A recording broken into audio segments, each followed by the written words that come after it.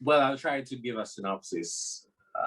Not really good at telling short stories, but I started out at university actually in engineering, somewhat in engineering. So I was going to do mechanical engineering. I was going to be a mechanical engineer. I was going to earn lots of money and make my mother a big house, and be this really successful engineer walking around on the side with a white hat.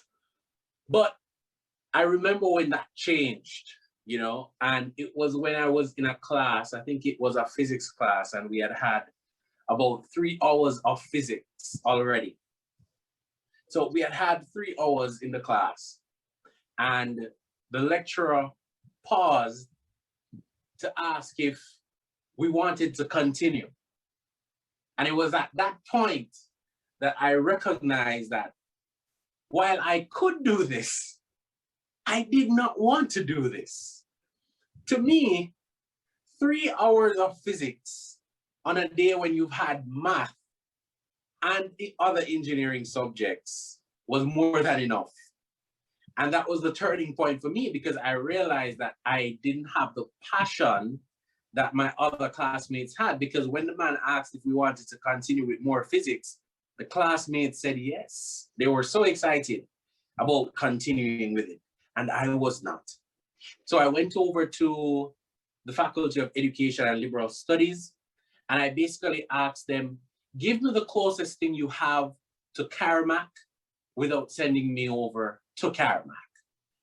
And fortunately for me, the program that they had, it was communication, but technology was heavily integrated into it, which is why the major is communication arts and technology.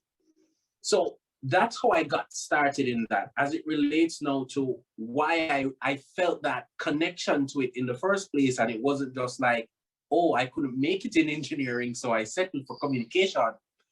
I've always loved to talk. I remember my report cards, my mother would tell me that all of my report cards, the teachers would say, Travis does his work well, but he talks a little bit too much. And so she would get these reports verbally, and then some of them would also write it on the reports. And I also remember developing a love for writing. Now, my penmanship is terrible, absolutely terrible.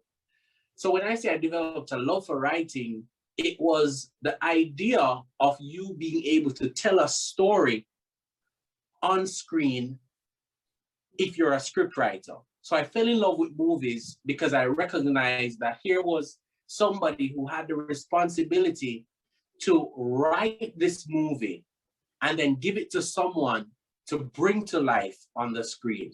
So I always loved to talk. I fell in love with writing.